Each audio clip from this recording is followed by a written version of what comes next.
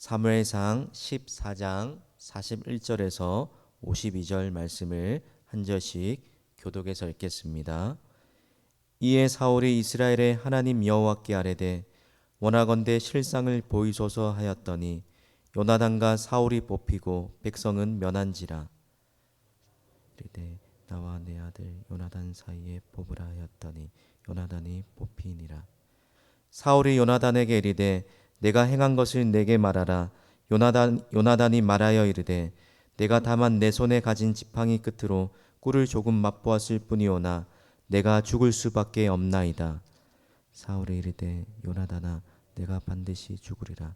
그렇지 않으면 하나님이 내게 벌을 내리시고 또 내리시기를 원하노라 하니 백성이 사울에게 말하되 이스라엘의 이 큰 구원을 이룬 요나단이 죽겠나이까. 결탄코 그렇지 아니하니이다.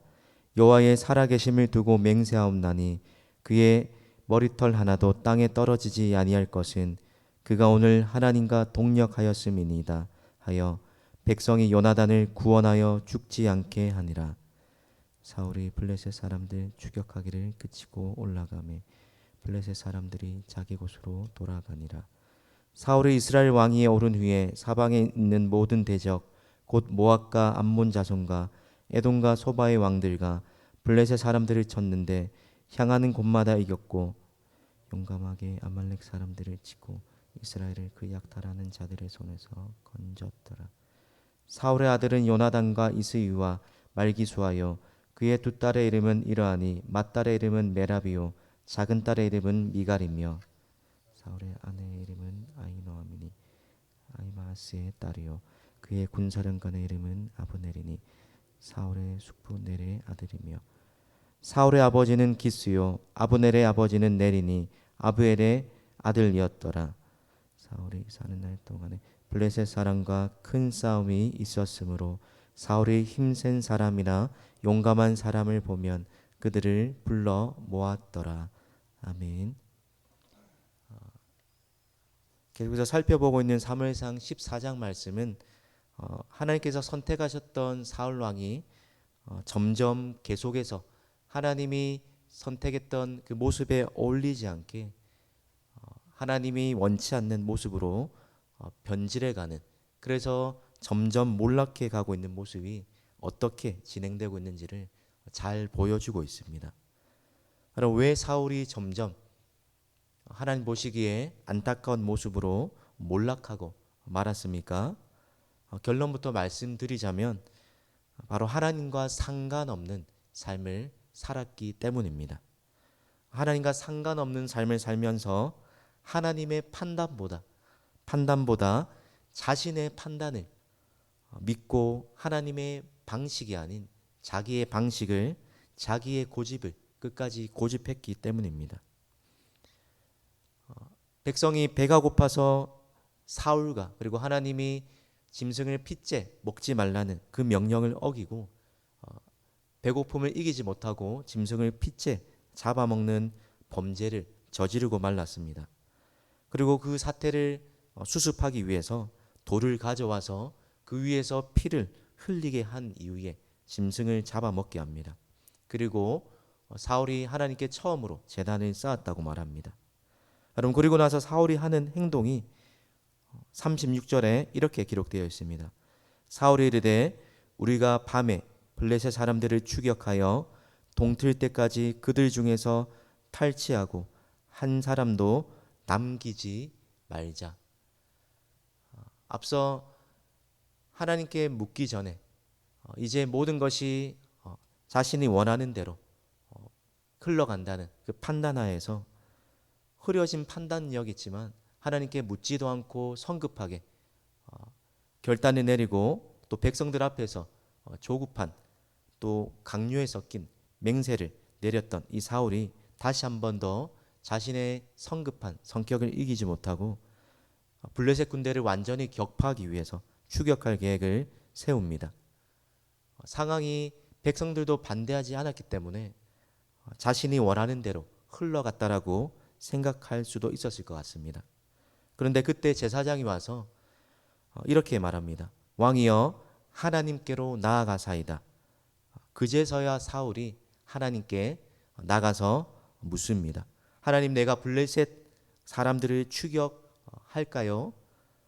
그들을 하나님께서 내 손에, 이스라엘의 손에 넘겨주시겠습니까? 라고 그제서야 자신을 세웠던 계획보다 기도가 먼저, 하나님께 여쭙는 것이 먼저였지만 그제서야 하나님께 기도하고, 그러나 하나님은 이 사울의 기도에 응답하지 않으셨습니다. 이 응답의 거절로 인해서 사울이 한 번만 기도할 것이 아니라 이 잘못이 누구에게 있는지를 하나님 앞에서 묻고 한 번 더 기도해야 했음에도 불구하고 사울은 자신의 성급하고 경솔한 맹세를 다시 한번 반복해서 저지르고 맙니다. 그래서 이 일이, 이 죄가 누구에게 있는지 책임을 다른 사람에게 전가하고 하나님을 의지하지 않고 또 하나님의 방법을 따르지 않는 자신에게 있다는 것을 돌아보고 하나님 앞에서 겸비하게 자신을 낮추기보다 또다시 경솔한 맹세를 하고 말았습니다. 그리고 난 이후에 오늘 사무엘상 14장이 사울의 업적과 집안에 관한 소개로 마무리되고 있습니다. 왜 느닷없이 사울 왕이 아직 왕으로서 통치가 끝나지 않았는데도 왜 사울 왕의 업적과 집안, 사울의 통치가 요약되는 것으로 14장 말씀이 요약 끝나고 있는지 의구심이 들 수가 있습니다. 그런데 이어지는 15장 말씀을 생각해서 본다면 하나님께서 선택하셨던 사울이 점점 더 하나님이 원치 않는 모습으로 변해감에 따라서 하나님께서 한 번 더 사울을 왕으로 버리시기로 결정하셨기 때문에 이미 사울의 통치가 끝난 것이나 마찬가지로 간주했기 때문에 오늘 사울의 통치가 먼저 그 왕으로서 통치 기간이 끝나기도 전에 먼저 기록되어 있는 것입니다. 사울의 업적과 통치를 보면 여러 전쟁에서 이기고 훌륭한 모습처럼 보이지만 그러나 실상은 어떤 모습입니까? 사울이 하나님 보시기에는 별로 성공적인 왕이 되지 못했음을 보여주려는 의도에서 오늘 이 사울의 지방과 또 내력을 기록하고 있는 것입니다. 사울은 여러 전쟁에서 승리했지만 그러나 하나님께서 사울을 왕으로 세우셨을 때 그를 세우셨던 목적은 9장 16절에 말씀하셨던 것처럼 이스라엘 사람들을 블레셋 사람의 손에서 건져 내시기 위해서 왕으로 선택하셨습니다. 그런데 사울이 왕으로서 있는 기간 동안 52절에 보시면 블레셋 사람과 평생 치열하게 싸워야 했다고 설명합니다. 이 전쟁이 끝나지 않고 평생 사울의 통치기간 동안 계속되었고 그래서 사울이 내린 결정이 52절에 용감한 사람이나 힘센 사람을 눈에 보이는 대로 모집한 것입니다. 그리고 그 결과 이런 힘센 사람들을 모집했지만 평생 블레셋과 전쟁을 하고서도 전쟁에서 승리를 거두지 못하므로 그의 통치가 끝이 나고 맙니다. 그의 일생이 전쟁의 연속이었지만 성경 어디에도 하나님이 주시는 평안과 안식을 누렸다는 기록은 사울의 모습에서 찾아볼 수가 없습니다. 그러나 사울이 왕으로서 통치가 끝나고 그를 이어서 왕이 되었던 다윗은 그 반대였습니다. 블레셋을 완전히 물리치고 하나님의 은혜를 힘입어서 모든 전쟁을 끝이 난 이후에 안식을 누렸다라고 기록하고 또 하나님께서 다윗에게 평안을 주셨다라고 그의 통치 내력에 하나님께서 사울과는 대조적인 모습을 기록하고 계십니다. 사랑하는 성도 여러분, 오늘 사울 왕의 모습을 통해서 우리는 누구의 판단을 따라 행하고 있는지를 점검해 봐야 할 것입니다. 인간적인 면에서 보면 사울이 이런저런 대적들을 물리쳤기 때문에 나름대로 노력도 하고 어느 면에서 성공한 것처럼 여겨질 수 있지만 그러나 하나님께서 선택하셨던 사울 왕, 군사력이라는 면에서 본다면 사울은 군사력보다 더 중요한 것을 놓치고 있었습니다. 사울이 먼저 해야 할 것, 힘이 센 자나 군사력을 모집하기 전에 하나님을 의지하고 하나님 말씀에 순종하는 것, 하나님께 가장 먼저 나아가서 하나님의 방법과 하나님의 뜻이 어디 있는지를 묻는 것을 놓치고 있었던 것입니다. 사울은 경솔하게 행동하고 자신의 인간적인 판단과 인간적인 방식으로 문제를 해결하려고 했습니다. 하나님이 침묵하셨을 때 자신을 돌아보고 하나님 앞에서 겸비하게 자신을 낮추고 멈춰야 했지만 그러지 않았습니다. 자신의 흐려진 판단력을 가신하고 자신의 방식과 자신의 고집대로 점점 그 방식을 고수하면서 하나님께 묻고 행동하는 모습에서는 더욱 멀어져 갔습니다. 마치 모든 것이 자신의 손에 달려있는 것처럼 힘 있는 자만 찾아다니면서 정작 모든 것의 주권을 가지고 계신 하나님의 손에서는 멀어져 가고 있는 것입니다. 사랑하는 성도 여러분, 자신의 판단력을 믿고 산다는 말을 뒤집어서 생각해 보면 하나님이 아니라 나 자신이 스스로 왕이 되어서 사는 것과 마찬가지의 모습입니다. 하나님을 믿고 하나님을 의지하는 성도라면 우리 자신의 어리석은 판단을 믿지 않고 하나님의 판단을 믿고 기다리면서 행동할 줄 알아야 합니다. 왜 그렇습니까? 사람의 강한 것이 하나님의 약한 것보다 약하고 또 하나님의 약한 것이 사람의 강한 것보다 강하다고 말씀하고 있기 때문입니다. 오늘 그런 면에서 사울은 하나님을 기다리고 또 하나님을 의지하는 믿음에서 실패한 왕으로 그려지고 있는 인물입니다.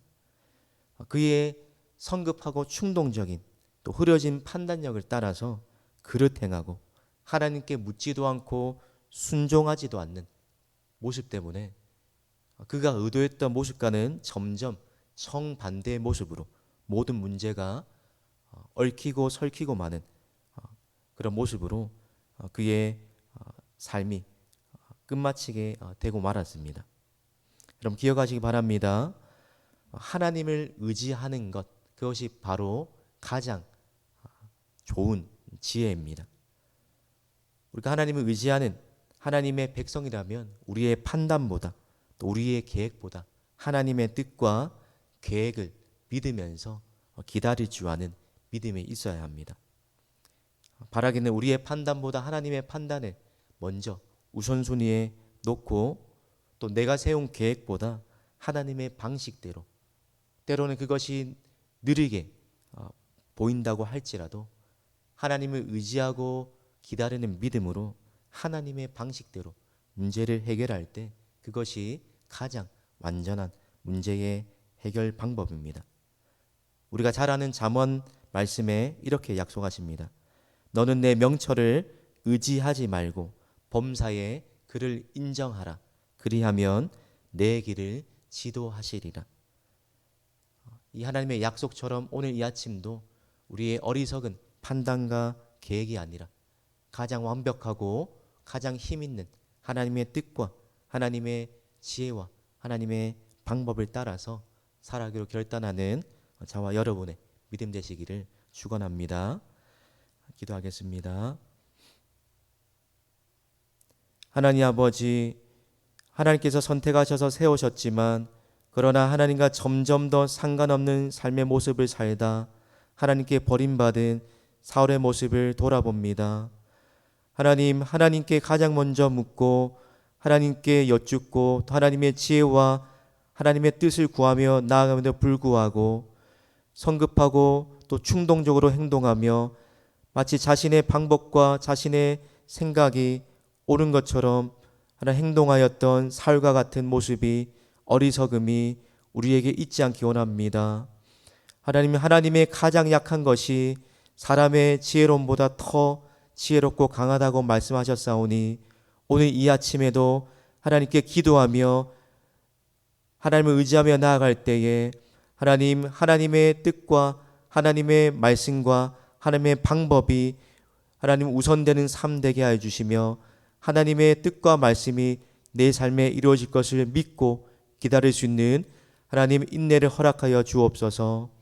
오늘도 주변에 이런저런 상황에 휩싸여서 또 조급함 때문에 하나님을 믿지 못하는 불신앙 때문에 하나님께 불순종하며 하나님과 상관없이 결단하며 또 살아가지 않도록 우리의 마음과 우리의 행동을 붙잡아 주시며 오늘도 행동하고 결정을 내리기 전에 하나님께 여쭙고 하나님의 뜻을 하나님 분별하며 나아갈 수 있는 오늘 하루의 삶 되게 하여 주옵소서. 새로운 한 주도 살아갑니다. 우리의 지혜와 능력이 되시는 하나님께서 우리가 어디로 가든지 무엇을 하든지 늘 동행하여 주시며 하나님이 함께 하셔서 평안하며 은혜를 입었던 다윗 왕처럼 우리의 삶에도 일마다 때마다 하나님과 늘 함께함으로 한 주의 삶도 늘 은혜와 평강으로 가득 찬 삶 되게 하여 주시옵소서. 감사드리며 예수님의 이름으로 기도드립니다. 아멘.